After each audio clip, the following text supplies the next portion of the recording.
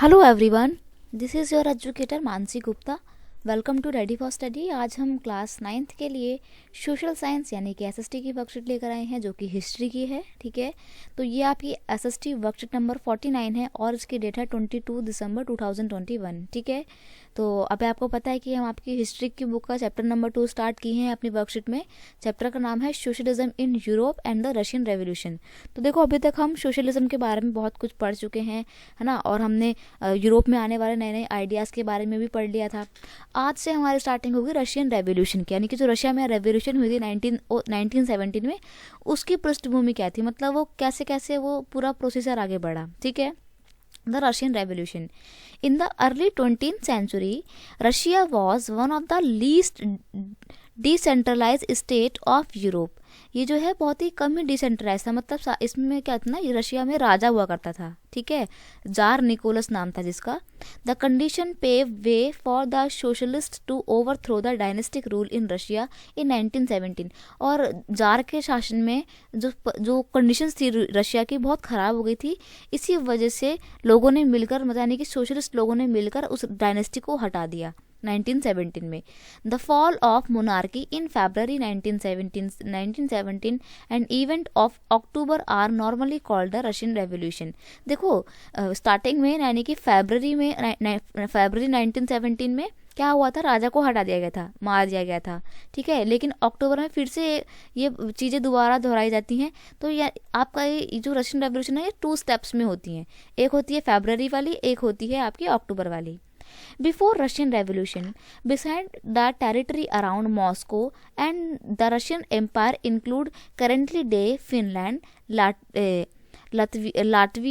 Lithuania, Estonia, part of Poland, Ukraine, Belarus. यानी कि देखो, जब स्टार्टिंग में रशियन एम्पायर की जब हम बात करते हैं तो रशिया एम्पायर में सिर्फ आज का प्रेजेंट रशिया ही नहीं है, बल्कि आज के टाइम का Finland, Latvia, Lithuania, Estonia, part of Poland, Ukraine और बेलारूस भी आते हैं।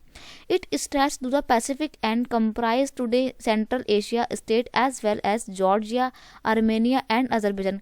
बल्कि इसमें तो ये पैसिफिक ओशन तक पूरा फैला हुआ था और सेंट्रल एशिया के भी कुछ कंट्री इस पूरे एम्पायर में शामिल थे। कौन कौन से शामिल थे? Georgia, Armenia and Azerbaijan. The majority religion was Russian orthodoxy Christianity. वहाँ पे ज़्यादातर लोग जो हैं वो रशिया की ऑर्थोडॉक्स क्रिश्चियनिटी को पालन करते थे। Which had grown out of the Greek Orthodox church, जो कि ग्रीक ऑर्थोडॉक्स चर्च से ही जो है मतलब डेवलप होकर रशिया में आई थी। ठीक है, but the emperor also include Catholic, Protestant, Muslims and Buddhist. अब देखो, लेकिन इसका मतलब ये नहीं कि वो लोग ऑर्थोडॉक्स क्रिश्चियनिटी को फॉलो करते थे तो वहाँ पे सारे क्रिश्चियन थे, नहीं, बल्कि उसमें कैथोलिक्स भी थे, प्रोटेस्टेंट भी थे, मुस्लिम्स भी थे, बुद्धिस्ट भी थे, यानी कि बहुत सारे रिलीजन के लोग जो है रशिया में रहा करते थे। Russian emperor tsar Nicholas second was the autocratic ruler. ये बड़ा ही ऑटोक्रेटिक मतलब निरंकुश टाइप का राजा था, बहुत ही मारकाट करता था, सिर्फ अपनी अपनी चलाता था। Middle class liberal lacked political rights. जो मिडिल क्लास लोग थे उनके पास कोई भी पॉलिटिकल राइट नहीं था, बहुत कमी थी उनके पास पॉलिटिकल राइट की।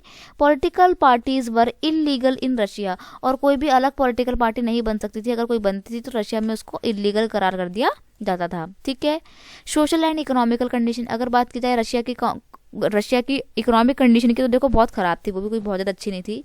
About 85% of population earn their living from the agriculture, मतलब सब लोग खेती में लगे हुए थे। Only the rich farmers had their own land, और कुछ अमीर फार्मर्स जो थे उनके पास ही उनकी खुद की ज़मीन थी, अदरवाइज सब लोग क्या करते थे, दूसरों के लैंड में जाके काम किया करते थे as a worker.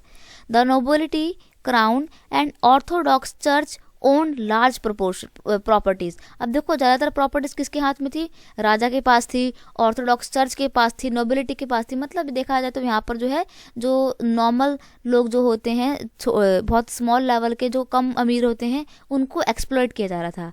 Generally the relation between peasant and landlords were not good. किसानों के बीच में और जमींदारों के बीच में जो एक रिलेशन था वो अच्छा नहीं था। Many times the peasant use to rebel for not paying rent on owing land. अब देखो, कहीं उनके पास अपनी खुद की ज़मीन तो थी नहीं, तो वो लोग क्या करते थे, लैंडलॉर्ड्स की ज़मीन में जाके काम किया करते थे, तो लैंडलॉर्ड उनको ना पेमेंट नहीं दिया करता था, इसलिए जो किसान है वो लगातार रेबेल भी करते रहते थे। रेबेल मतलब विद्रोह करते रहते थे। Due to the tough geographical condition, generally only one crop was cultivated in year. क्योंकि देखो रशिया में ना बहुत ठंड पड़ती है, तो वहाँ की जो जोग्राफिकल कंडीशन है वो इतनी अच्छी नहीं कि वहाँ पे आराम से खेती की जा सके, ठीक है। ज़्यादा बर्फ़ पड़ने के कारण साल भर में सिर्फ एक ही खेती होती थी।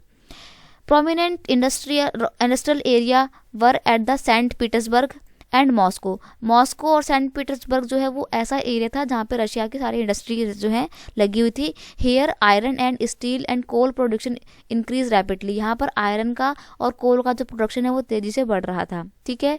द कंडीशन और labour class was very poor. जो लेबर्स की कंडीशन थी वो बहुत ख़राब थी। They had to work for long duration, लंबे लंबे समय तक उनको काम करना पड़ता था विदाउट एनी रेस्ट।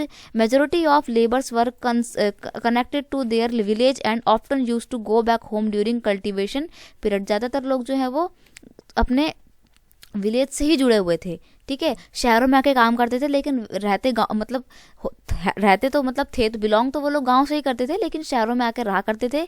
इसीलिए जब भी फसल वगैरह काटनी होती थी तो वो छुट्टी लेके अपने गांव में जाया करते थे। Conventionally the Russian peasant pooled their land together periodically of their commune and used to do farming together. अब देखो ये लोग रशियन फार्मर्स वगैरह थे, पता है क्या करते थे, अपने लैंड को कंबाइन करके मिलकर खेती किया करते थे। This feeling of collectivism become the motivation base for a social revolution. और जब किसानों को लगा कि जब हम लोग मिलकर इतना प्रोडक्शन कर लेते हैं, कि इतनी खेती अच्छी कर लेते हैं, तो क्यों ना हम मिलकर अगर अपने राजा के खिलाफ आवाज उठाएंगे तो क्यों हम नहीं जीतेंगे, ठीक है। उनके मन में ये बात थी। Liberals, social democrats and social revolutionary want to abolish the aristocracy. अब जो लिबरल्स थे, डेमोक्रेटिक लोग थे, जो डेमोक्रेटिक आइडिया को सपोर्ट करते थे, वो लोग इस एरिस्टोक्रेसी को मतलब निरंकुश राजा की जो प्रवृत्ति थी उसको हटाना चाहते थे, ठीक है। वो डायनेस्टी को हटा के डेमोक्रेटिक रूल लाना चाहते थे अपनी कंट्री में। Due to poor economic condition and they wanted a socialist and parliamentary rule. उनको लगता था कि राजा जो है सारी हमारी गरीबी की जड़ है, इसलिए राजा को हटाओ और पार्लियामेंट्री सिस्टम लेकर आओ ताकि हम लोग जो है इस गरीबी से निजात पा सकें। Socialism in Europe. अब देखो यूरोप में कैसे सोशलिज्म आता है, यूरोप में अलग अलग पॉलिटिकल पार्टियां बन रही होती हैं, ठीक है। अभी इस चीज़ को हम आगे जो है क्वेश्चन में डिस्कस कर लेंगे। What do you understand by the Russian revolution. तो रशियन रेवोल्यूशन से आप क्या समझते हैं। तो Russian revolution is a series of event which led to the abolish of monarchy. मतलब जो आपकी रशियन रेवोल्यूशन है वो एक ऐसी लंबी घटनाओं की सीरीज है जिसने मोनार्की को हटा दिया था रशिया से। And it spread the idea of socialism in the contemporary world. और उस टाइम पे वर्ल्ड में सोशलिज्म का आइडिया भी रशियन रेवोल्यूशन से ही फैला था। The revolution had a global and mass effect as many changes occur in the lives of common people. ये जो आपकी रशियन रेवोल्यूशन हुई थी, इसके काफ़ी सारे इम्पैक्ट जो है वो लोगों की लाइफ में देखे गए, ठीक है। नेक्स्ट क्वेश्चन है describe the social and economical condition of Russia before the Russian revolution. तो रशियन रेवोल्यूशन से पहले यूरोप की कंडीशन कैसी, सॉरी रशिया की कंडीशन कैसी थी उसके बारे में बताना है आपको। तो about 85% of people earn their living from the agriculture, यानी कि 85% लोग जो है अपनी जीविका कैसे अर्जित करते थे, कमाने धमाने के लिए वो लोग एग्रीकल्चर का सपोर्ट किया करते थे। Industry was formed in pockets and craftsman took much of production. ज़्यादातर प्रोडक्शन का पार्ट कौन ले लिया करता था, पॉकेट्समैन यानी कि क्राफ्ट्समैन और जमींदार वगैरह ले लिया करते थे, क्योंकि वो लैंड्स के मास्टर हुआ करते थे। Most industries were private property of industrialist. और ज़्यादातर जो फैक्ट्री वगैरह हुआ करती थी वो किसकी होती थी, पर्सनली किसी प्राइवेट ओनर की हुआ करती थी, राजा उसकी सरकार की नहीं हुआ करती थी। तो जो प्राइवेट ओनर होते थे वो तो पूरा प्रॉफिट उठाते थे, लेकिन जो लेबर क्लास थी जिनके रहने की कंडीशन बहुत पुअर थी उनका कोई भी वेलफेयर नहीं हो रहा था, ठीक है। In craft units the small workshop and working day was something 15 hour. वही कि आपके जो लेबर्स वगैरह थे उनको 15-15 घंटे काम करना पड़ता था continue. Accommodation varied from rooms to dormitories. अब देखो वो लोग जिन घरों में रहा करते थे ना वो डॉर्मिटरीज की तरह थे, मतलब पूरे बंद कोठरियों जैसे थे, तो ऐसा लगता था कोई कैदी रह रहा हो यहाँ पे, ठीक है। Why did Russian democratic party split. तो जो रशिया की डेमोक्रेटिक पार्टी थी वो कब स्प्लिट होती है, स्प्लिट मतलब दो भागों में विभाजित हो जाती है 1903 में, ठीक है। 1903 में जो है आपकी रशियन डेमोक्रेटिक पार्टी जो है वो 2 पार्ट्स में डिवाइड हो जाती है, स्प्लिट हो जाती है।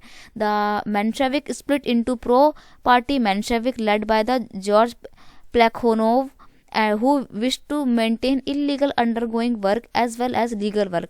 देखो कुछ जो आपकी डेमोक्रेटिक पार्टी है, रशियन डेमोक्रेटिक पार्टी है, इसमें से कुछ लोग ना इलीगल काम करने लगे थे, ठीक है। इसलिए जो है कुछ जो ईमानदार लोग थे उन्होंने इसको हटा दिया। तो जो इलीगल काम में लगे होते थे वो आपके मेंसेविक हुआ करते थे, ठीक है। And the liquidators whose most prominent advocate were Pavel Axelrod, Fyodor Dan, Nikolai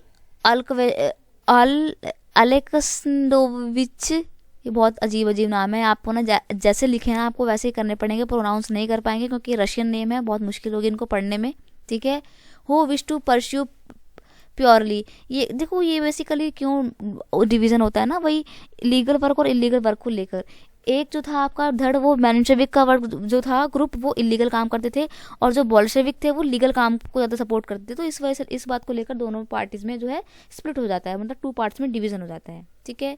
अब यहाँ पर बोल रहा है कि the idea of socialism was deeply rooted in Russian society well before Russian revolution. Russian revolution से पहले ही रशियन सोसाइटी में सोशलिज्म का आइडिया बहुत अच्छी तरीके से अपनी जो है पैर जमा चुका था। तो कैसे, देखो, the Russian society social democratic, the idea of socialism was deeply rooted in Russian society well before Russian Revolution because there were so many political parties whose ideology were based on socialism। यानी कि वहाँ से Russia में पहले से ही ऐसी बहुत सारी पॉलिटिकल पार्टीज थी जिनकी आइडियोलॉजी किसके ऊपर बेस्ड थी, सोशलिज्म के ऊपर बेस्ड थी। अब यहाँ पर आपको 2-3 पार्टीज के नाम बता देगा कि रशियन सोशल डेमोक्रेटिक पार्टी जो है वो 1898 में बनी थी, यानी कि बहुत पहले बन गई थी वो तो, ठीक है। Pageants also form a socialist revolutionary party, किसानों ने भी अपने लिए एक सोशलिस्ट पार्टी बनाई थी 1900 में, ठीक है। इन ईयर 1903 रशियन डेमोक्रेटिक पार्टी जो है वो भी बनाई जाती है, बनाई तो बहुत पहले जाती है लेकिन वो 2 पार्ट्स में डिवाइड हो जाती है, मेंशेविक और बोल्शेविक, ठीक है। तो और फिर इस तरीके से हमें पता लगता है कि जब वहाँ पे पॉलिटिकल पार्टीज जो है वो बन रही थी तो इससे पता लगता है कि रशिया में बहुत पहले से ही सोशलिज्म की जो भावना है वो आ चुकी थी, ठीक है।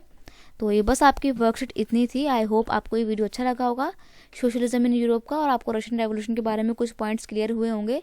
नेक्स्ट वीडियो में हम और पर जानेंगे, इसको और डिटेल में जानेंगे।